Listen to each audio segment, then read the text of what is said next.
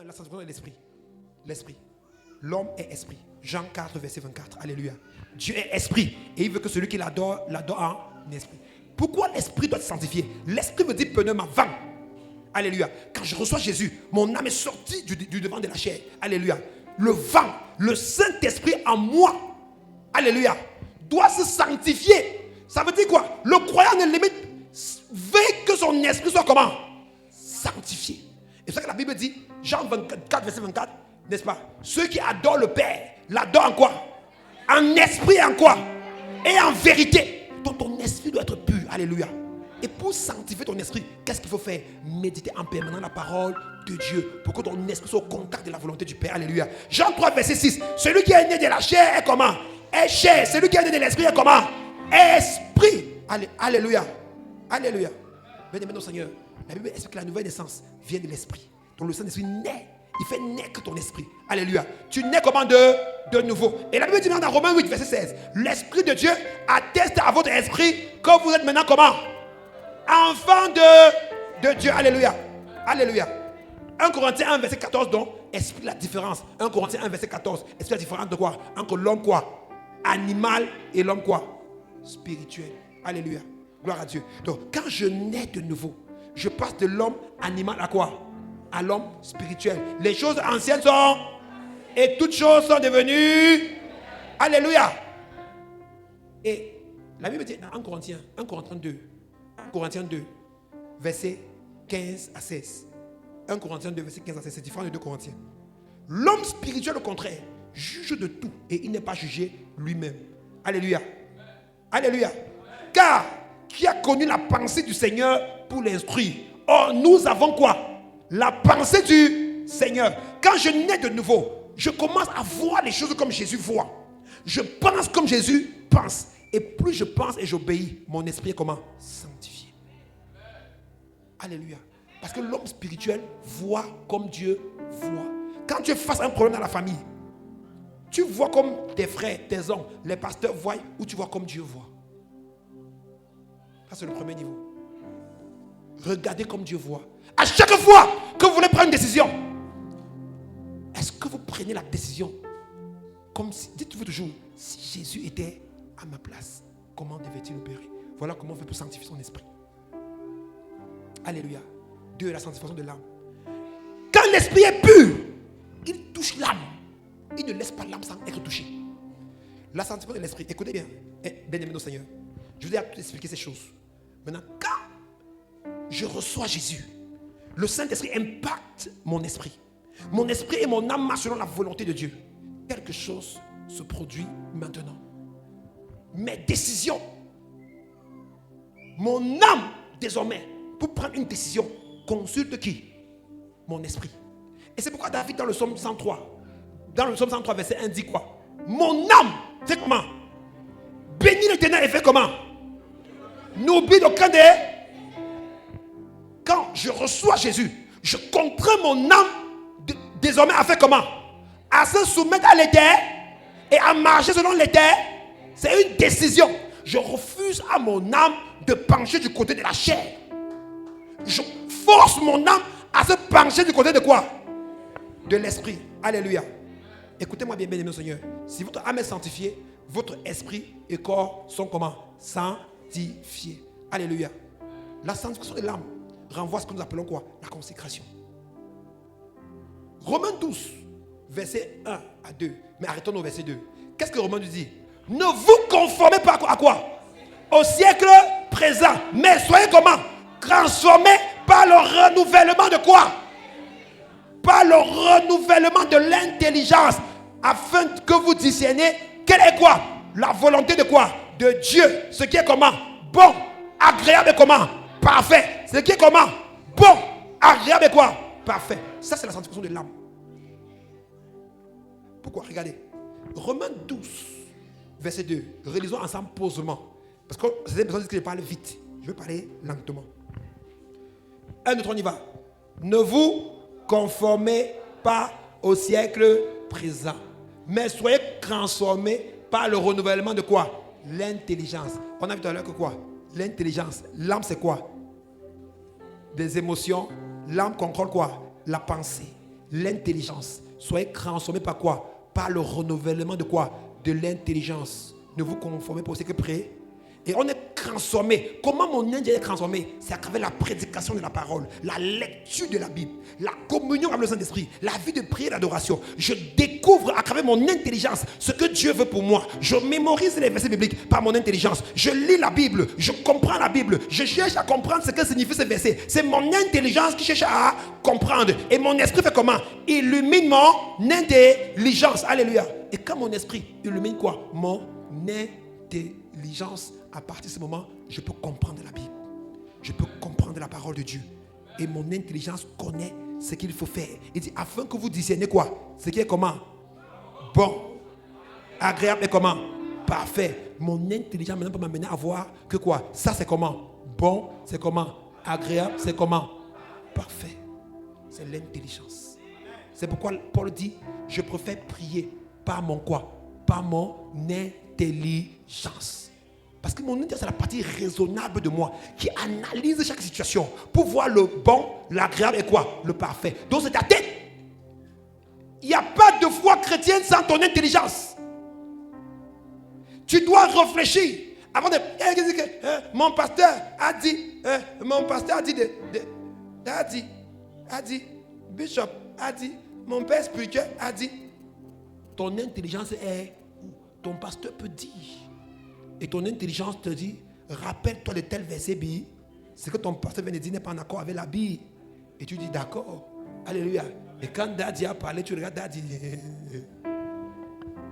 Alléluia. Et tu te retires poli. Et tu le laisses. Alléluia. Alléluia. Fut-il un pape, un évêque, un bishop? Maintenant, regardez un peu, prenons un peu le cas.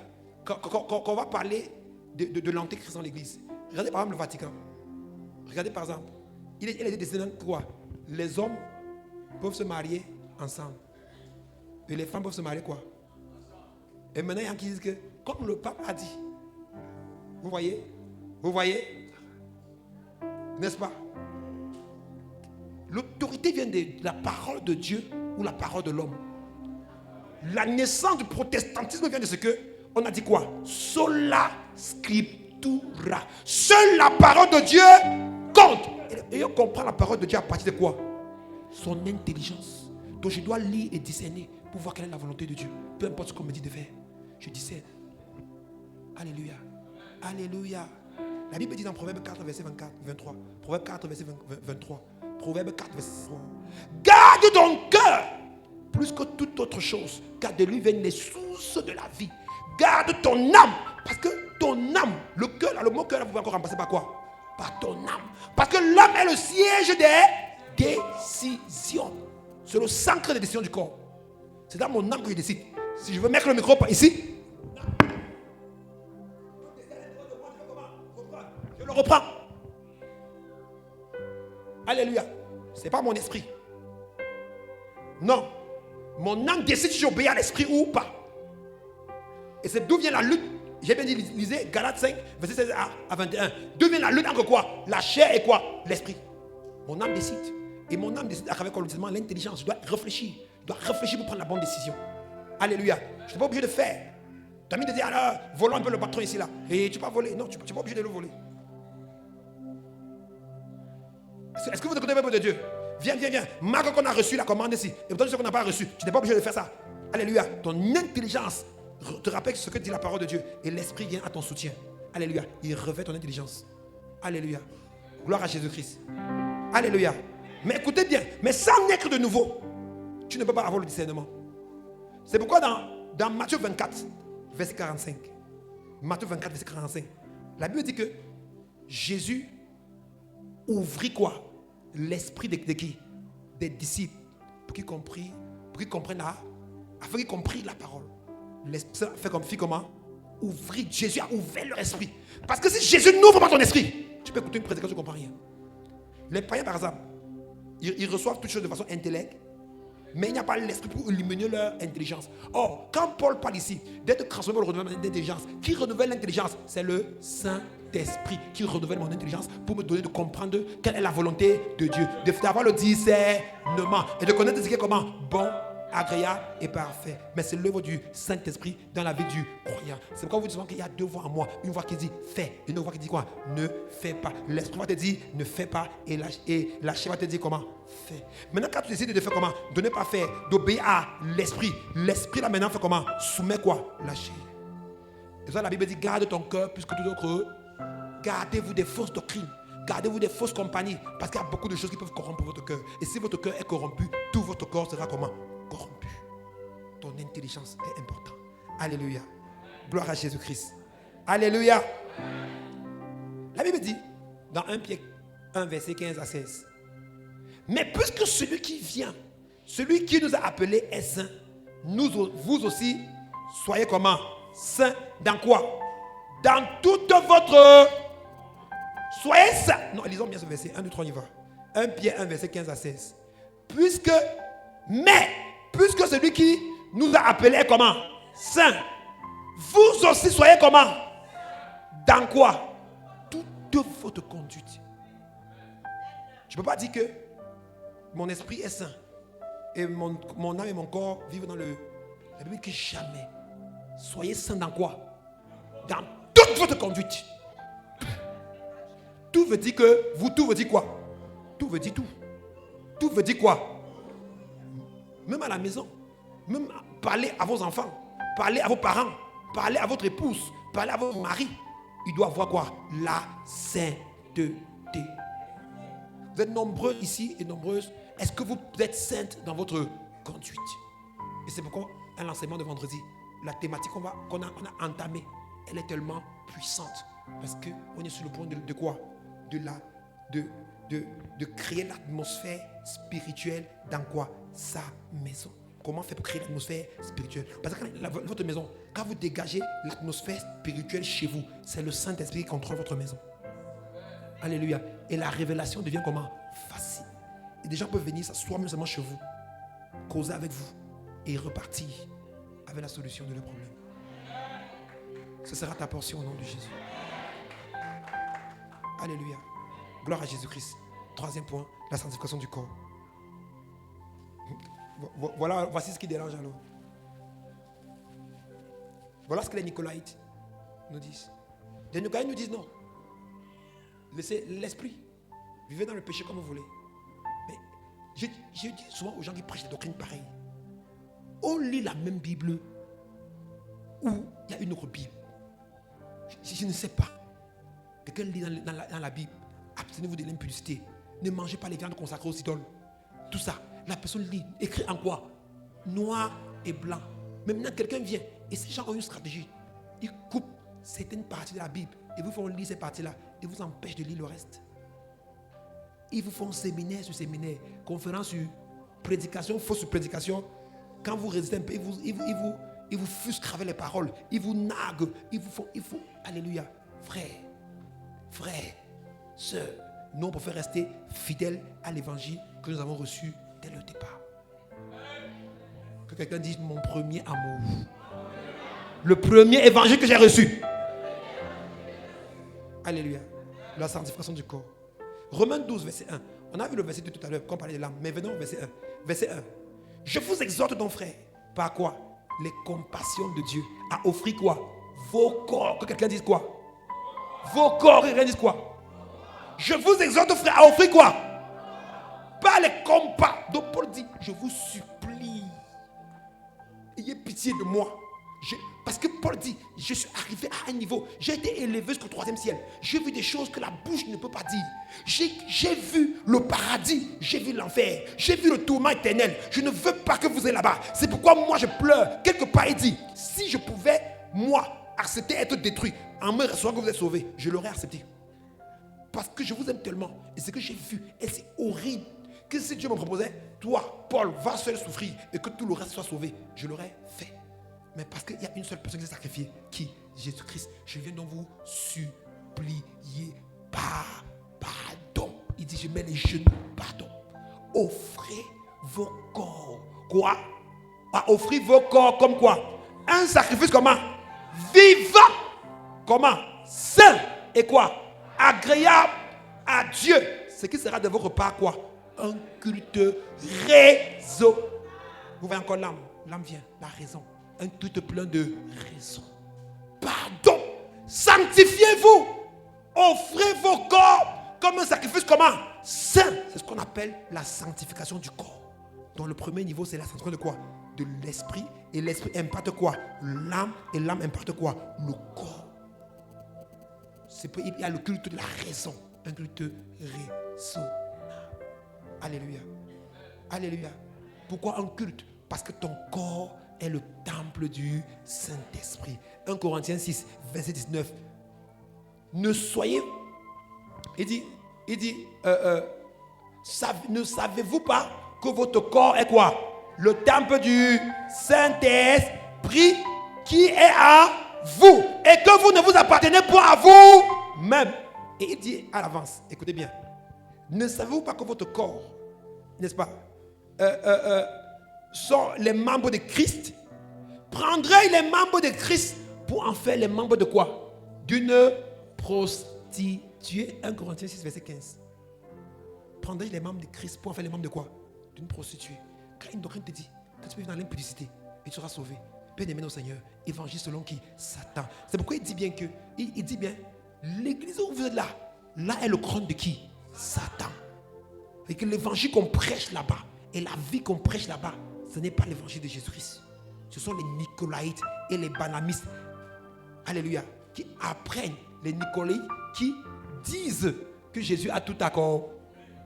Ouais, ils tordent. C'est vrai, Jésus a tout accord, mais ils tordent. Il dit, vous pouvez donc maintenant vivre dans le péché. Et posez-leur souvent une question, à votre raison. Quelle est donc la différence entre celui qui a Jésus et celui qui n'a pas?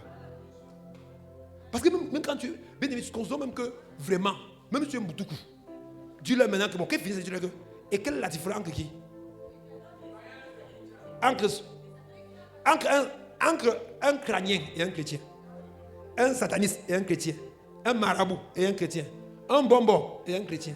Quelle est la différence? Fausse doctrine.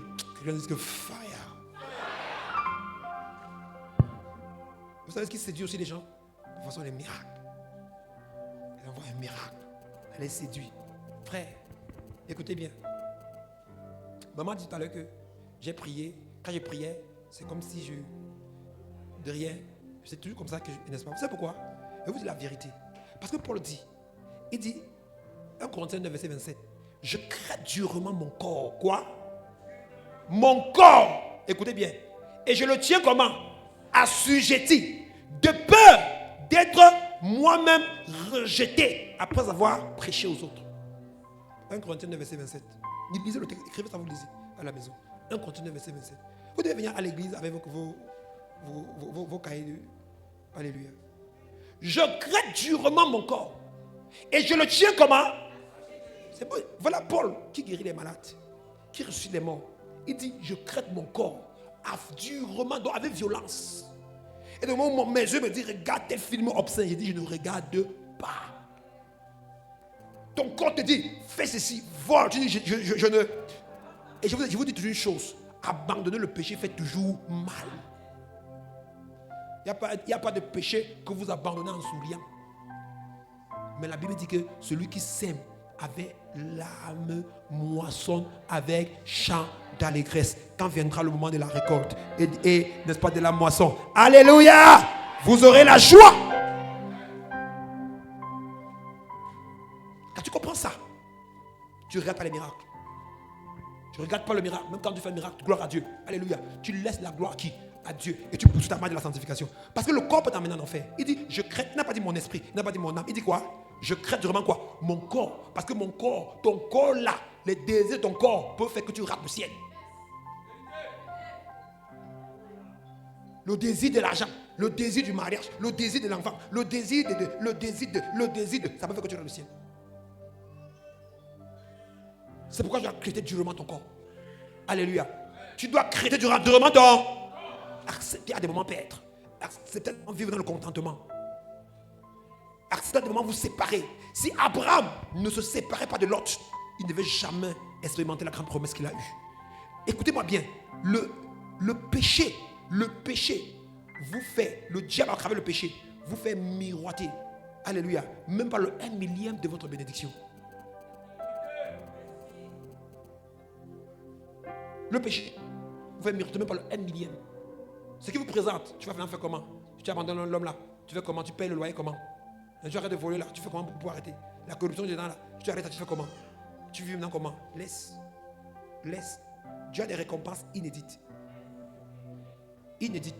Alléluia. Et je dis encore pour vous qui avez la grâce d'être dans une communauté comme l'Assemblée des vainqueurs. Alléluia. Parce que nous avons compris l'évangile de façon holistique. Nous avons compris l'évangile à toutes les dimensions. On a compris l'évangile dans la dimension du salut, dans la dimension matérielle, de savoir le bien-être matériel, dans la dimension financière, savoir le bien-être financier. Mais tout ça dans la sanctification. Alléluia. Vous serez milliardaire. Vous êtes même déjà milliardaire pour certains. Mais vous serez encore plus riche et plus riche. Mais dans la sanctification. Parce que c'est possible. We are the light of the world. Nous sommes la lumière du monde. Nous sommes quoi? Le sel de la terre. Et nous sommes la lumière du monde. Gloire à Jésus-Christ. Je recevais une maman. Ok. Bon, maman est avec nous. Elle est restée. Alléluia. Mais cette maman-là, elle est dans une église pentecôtiste. Et hier, elle est venue très tôt à la maison. C'est même pas qui lui a monté ma maison. Et ils ont fait le sitting. Donc ils ont fait seulement le sitting. Elle me donne son témoignage. C'était émouvant. Elle m'a connu environ 6 à 7 ans. Et en 7 ans, elle me dit, Pasteur Calvin, j'ai eu quelques rencontres avec vous. Toutes les rencontres ont changé ma vie. Elle dit toutes les rencontres. Cette maman avait eu le cancer de l'utérus. Elle me découvrait. Elle aime marcher partout. Et elle m'a rencontré en dernière position. Elle aime marcher chez les puissants hommes de Dieu. Marcher partout. Gloire à Dieu. Elle est venue me rencontrer. C'était un vendredi. On devait l'opérer le lundi ou le mardi. Je crois que c'était le mardi. Cancer de l'utérus. On a prié. On a aussi toujours fait une simple prière. Dans mon bureau comme ça. Une simple prière. Et je lui ai dit, rentre faire refaire l'examen avant l'opération. Elle est rentrée, sa famille a crié sur elle. Pourquoi tu veux faire l'opération? Pourquoi le test? Arrête tout ça. Va toutes les églises. Elle est partie, on l'a opéré. On a enlevé son utérus. Quand on a enlevé, c'était l'une des rares fois que j'ai prié pour quelqu'un pendant 25 minutes. Et un jour, elle était en train de mourir. Après qu'on a enlevé, elle mourait. On m'a appelé au téléphone. Je me rappelle que j'avais prié 25 minutes. 20 à 25 minutes, je ne sais pas. De l'une des rares fois. Et après cette prière, elle est revenue à la vie. Et on est parti, on a analysé l'utérus enlevé. On est venu lui dire, madame, il n'y avait plus le cancer dans l'utérus, ça avait disparu.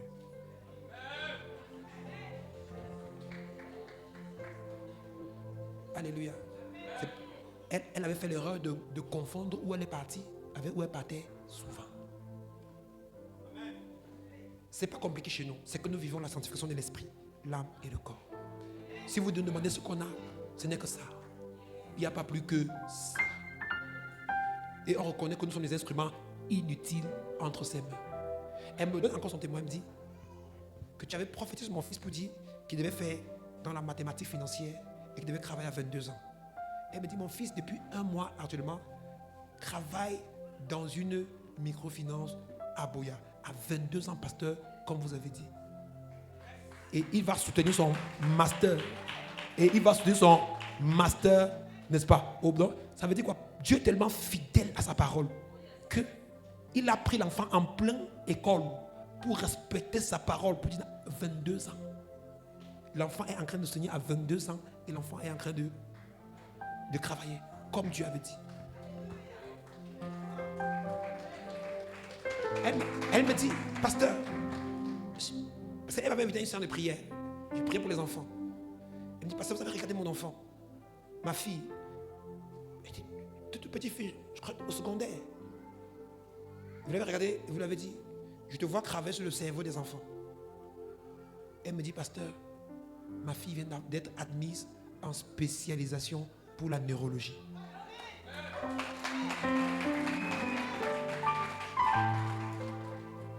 Et quand je l'ai donc vue, avant qu'elle me dise pourquoi elle venait me voir, je m'en parlais à son fils. Ah, mon ami, ça va? Il m'a dit, je suis un peu malade. Je lui ai dit, ah, mais tiens, attends, tu sais que j'ai commencé à lui parler. à prophétiser. Tu sais que tu vas vivre comme ça, voilà comment va se passer ta vie, voilà où tu vas fréquenter, voilà. Je lui ai dit des choses comme ça. Et la femme de tout était encore, elle a dit que, mais comment je suis perdu. Il a encore commencé des choses qu'il avait fait avant. Parce que c'est cette simple parole. Et elle me dit, à la fin maintenant, quand il finit de parler, après, je lui ai dit, vous allez me voir pourquoi. Et ainsi. Après, elle me dit, effectivement, mon enfant est en terminale cette année. Et nous, on réfléchissait, on ne savait pas ce qu'il devait faire. Et autres. Parce que tout ce que vous avez déclaré, vous avez orienté la vie de l'enfant. Et, alléluia. C'est ce qu'on appelle le Dieu holistique. Ce n'est pas un Dieu qui sanctifie seulement ton esprit ou qui s'élimine à l'âme, mais il vit aussi dans ta vie quoi? Matérielle, charnelle, quotidienne, financière, entrepreneuriale. Il est dans tous les domaines. Alléluia. Il y a beaucoup parmi vous ici. Le simple fait que je suis parti, avant de revenir, beaucoup m'ont dit, le capital était tout parti. Et beaucoup sont revenus aujourd'hui. Les mêmes personnes qui pleuraient les premières semaines sur l'année. Ça fait un mois, ces personnes ne me cherchent plus. 2 mois, ne me cherchent plus. Alléluia. Et quand je vois leur visage, leur façon de marcher a changé, leur façon de se coiffer a changé, leur façon de s'habiller a changé, ça veut dire que les choses ont changé. Alléluia. Parce que la parole de Dieu a transformé. Et ce qui était perdu est revenu. Alléluia. Et les portes sont ouvertes. Alléluia. Gloire à Jésus-Christ. Ceux qui suivent ce l'évangile selon Satan, ou ceux qui vont même suivre même Satan, suivent Satan pour rien. Parce que tout ce qu'il te donne, Dieu peut te donner ça.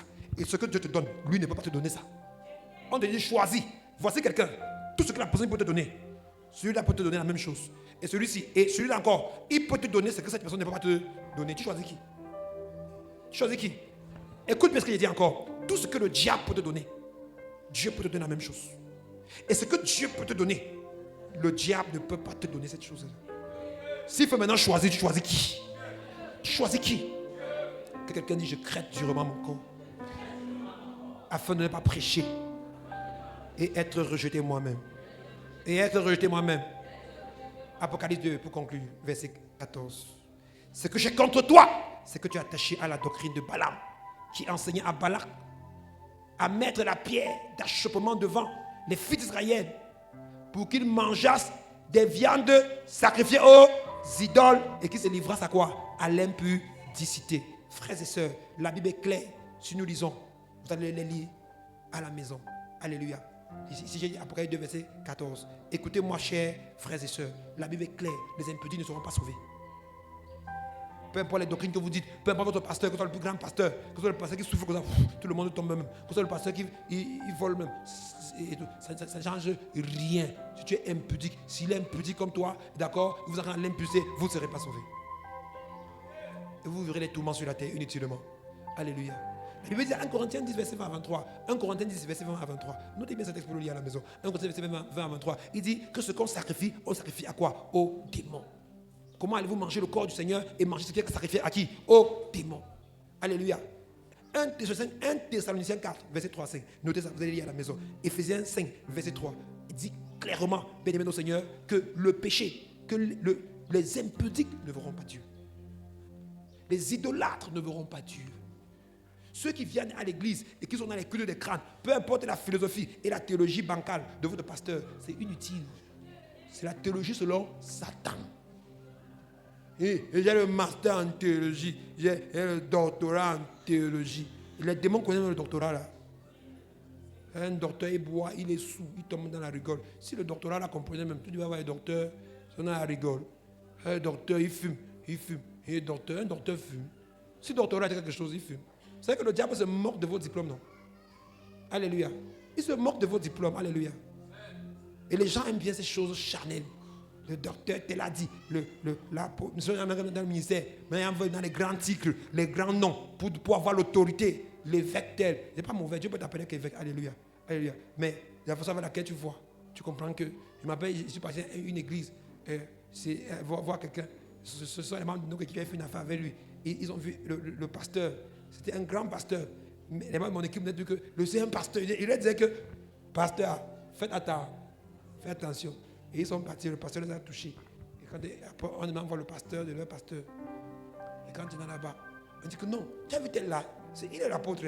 Tel là. Et il y a un groupe de malhonnêtes. Il y a les apôtres, les évangélistes,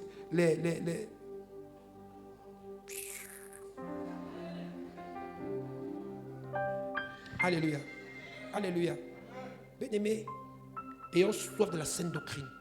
Alléluia. C'est celle-là qui sauve nos âmes. Alléluia. C'est celle-là qui nous donne la paix du cœur. Alléluia. On dit qu'un chrétien peut commettre l'impudicité. Même quand les païens commettent l'impudicité, ils voient leur femme, ils fuient. Maintenant, on dit que c'est celui qui est pas mal à l'église. Je me rappelle, le pasteur Daniel nous avait raconté une histoire. Pour dire que, une femme est venue dire à son mari que, chérie, il y a un lion là-bas dehors, pardon, viens le tuer. Le gars dit à sa femme que, quoi? Tu veux ma mort? J'ai tout dit que tu es une sorcière, que tu veux me tuer dans la maison-ci. J'ai tout dit que tu es une mauvaise, tu veux me tuer pour gagner mes biens. Tu veux, hein? Je dis que, ok, non, chérie. Elle dit non, chérie, n'aie pas les mauvaises pensées. N'aie pas, ça va. Ok, laisse le lion. Chérie, s'il te plaît, donne-moi ton portable que je visite. J'en présente un messager. Le gars dit à sa femme que, ma chérie, montre-moi le lion, je vais aller tuer le lion là. Que de prendre mon portable. Fais comment? Où est le lion là? Je vais le tuer. Pour dire quoi? Même les païens savent que l'infidélité n'est pas quoi? Bien. On dit maintenant que c'est l'église qui dit aux gens de... À mon bâton, on dit comme quoi? Non. Alléluia. Ça veut dire que ce sont des comme on peut dire, des balais verts. Alléluia. Ma prière, c'est que Dieu te change aujourd'hui au nom de Jésus. Et que Dieu te donne la grâce de lui être fidèle au nom de Jésus. Alléluia. Apocalypse 22, verset 12 à 13 dit: voici, je viens bientôt. La rétribution est avec moi pour rendre à chacun selon ce qu'est son œuvre. Je suis l'alpha et l'oméga, le premier et le dernier, le commencement et la fin.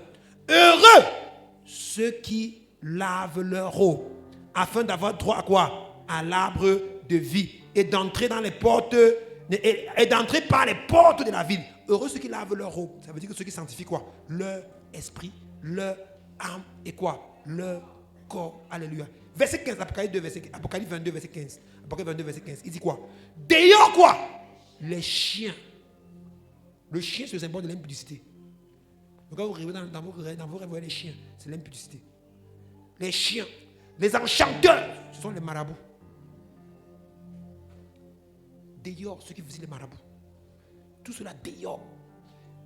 Les impudiques. Les femmes et les hommes, jeunes qui connaissent le sexe avant le mariage et qui pratiquent ces choses. Les maris qui trompent leur partenaire dehors. Les meurtriers. Ceux qui sacrifient les vies humaines pour des raisons qu'ils connaissent seuls. Les idolâtres. Dehors, Apocalypse 2 à 22, verset 15. Les idolâtres. Et quiconque aime et pratique quoi?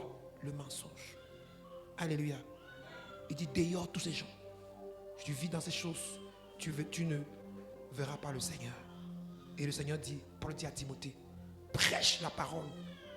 Insiste en toute occasion, favorable ou non. Car il vient un temps où les hommes ne supporteront pas la saine doctrine. 2 Timothée 2, verset 2 à 3. 2 Timothée 4, verset 2 à 3. Prêche la parole, insiste. Il vient un moment où les hommes ne vont pas supporter la saine doctrine. Ils vont se créer une foule de docteurs et d'apôtres pour inventer leurs règles démoniaques pour séparer mon peuple du royaume des cieux. C'est ce qu'on appelle la 5e colonne. Attaquer le corps du Christ à partir de l'intérieur. Que le Seigneur nous délivre. Que Jésus bénisse en nous l'écoute de sa parole. Amen.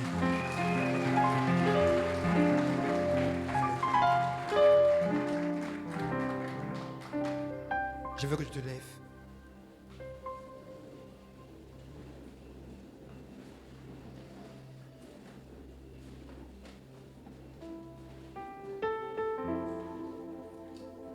Lève-toi, dis au Seigneur, commence à lui parler aujourd'hui. Ceux qui n'étaient pas encore avec Christ, ouvrez le cœur et acceptez-le aujourd'hui. Ne regardez pas les miracles qu'il a fait dans vos vies. Le miracle, c'est un faux indicateur. Maman dit à témoigner. Maman Solange a témoigné. Maman Solange a témoigné, elle s'est convertie, Jésus l'a guérie. Maman a dit, elle a prié pour son frère, il est encore non-croyant. Il n'est pas enfant de Dieu. Mais ce qu'on a à l'autre de prier, on dit priez pour vos frères, priez pour les membres de vos familles qui ont des problèmes. Elle prie quand l'onction descend, tout ce qu'il trouve, quand il est en accord avec vous, quand il agrée votre cœur, votre vie, votre marche avec Dieu, ce que vous lui demandez, il fait. Vous lui demandez même de guérir le non-croyant, il guérit. Vous lui demandez de convertir le non-croyant, il le convertit. Il le convertit. Vous lui demandez d'ouvrir les portes à vos frères et sœurs qui sont même dans le désordre, il leur ouvre les portes. Il est dans les concours, il est dans le travail. Alléluia. Mais ce n'est pas pourtant dire qu'ils sont sauvés. Ce n'est pas parce que Dieu a fait des miracles dans ta vie. Ce n'est pas parce que Dieu opère dans ta vie puissamment que tu crois que tu es sauvé. Paul dit, moi, je tiens mon corps assujetti. Je le crains durement afin de ne pas prêcher aux autres et être moi-même comment? Rejeté. Que chacun commence à parler au Seigneur. Pour lui dire, Père, je refuse de prêcher aux autres et d'être rejeté. Je refuse. Que les jeunes gens, les jeunes ici dans cette église, jeunes femmes, jeunes filles, dédiez-vous au Seigneur. Dédiez-vous au Seigneur. Dédiez votre jeunesse à Dieu comme Esther. Jeunes garçons, dédiez-vous à Dieu comme Daniel. Dis-lui, Père, je me dédie à toi. Que les parents, les travailleurs se dédient au Seigneur. Contentez-vous de ce que vous avez. Dieu, au temps favorable, vous bénira. Il y a des personnes que vous pouvez demander des choses aujourd'hui. Peut-être Dieu ne vous donne pas ce que vous voulez. Mais ce qui se passe comme dans la vie de cette maman, dont je vous ai parlé hier. Et en plus, elle me disait, papa, ma fille est fiancée. Et elle va se marier dans quelques jours. Elle se demandait, mais comment toutes ces choses ont pu arriver? Alléluia. Elle me dit, parce que je rencontre avec toi, tu as déclaré des paroles. Et regarde que ma famille est devenue en peu de temps. Certains parmi vous qui avez reçu Jésus-Christ, regardez votre vie. Ça fait certainement 8 ans, ça fait aujourd'hui 9 ans que j'ai commencé à prêcher pleinement. Regardez ceux qui m'ont connu il y a 9 ans. Qu'est devenu votre vie en 9 ans? Vous allez remarquer que pour ceux qui ont été sincères, vous êtes au même endroit. Alléluia. Alléluia. C'est pas moi, c'est Christ. Alléluia. C'est Christ, c'est ce même évangile. Nous n'avons pas changé d'évangile. C'est le même évangile. On n'a pas changé d'évangile et on ne changera pas d'évangile jusqu'au bout. Alléluia. Revenez à Christ. Ceux parmi vous qui avaient renoncé, revenez aujourd'hui. Revenez. Même si ces choses que vous avez abandonnées à l'époque étaient douloureuses, aujourd'hui, regardez ce que vous êtes devenus. Il y a beaucoup parmi vous. Vos enfants sont dans les grandes écoles. Vos enfants travaillent. Vos maris. Les vies ont changé. Alléluia. Bénissez le Seigneur. Peut-être au moment venu, Dieu, à ce moment-là, Dieu ne vous a pas donné ce que vous voulez, mais Dieu vous a donné autre chose plus grande. Venez à Christ.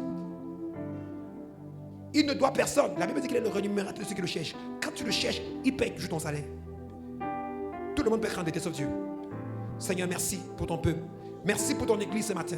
Merci pour tous tes enfants qui nous écoutent. Merci pour la transformation dans leur vie, dans leur famille. Merci pour ceux qui avaient subi des fausses doctrines et qui étaient influencés par ces fausses doctrines. Revenez au Seigneur. J'ai vu des gens, leur destinée prophétique a été détruite à cause de ces fausses doctrines. Soit ils se livrer aux fausses doctrines, soit ils se livrer au péché. Et Dieu les a fait rentrer. Ils ont fait 15 ans, 20 ans en arrière. Et pourtant, tout était déjà OK dans leur vie. Parce que ces personnes ont suivi des fausses doctrines. Dis-lui, Seigneur, vraiment, aide-moi, préserve-moi des fausses doctrines. Demandez-lui la grâce. Paul dit, je sais qu'à un moment donné, les gens ne voudront pas la sainte doctrine. Tu peux préserve-moi des fausses doctrines et donne-moi de m'attacher à la sainte doctrine. De t'aimer comme jamais. Père, je te rends grâce et je te bénis aujourd'hui. Parce que je sais qu'aujourd'hui tu nous as bénis. Tu nous as écoutés. Tu as changé nos vies. Et nous ne sommes plus les mêmes personnes. À présent, nous allons nous retirer. Bénis toi ton Saint-Nom. Nous terminons cette prédication, ce message. Laisse que ta grâce soit sur les vainqueurs. Sur tous ceux qui nous écoutent dans le monde entier. Et Père, que nous vivons selon ta parole. Marchant selon toi. Au nom de Jésus-Christ.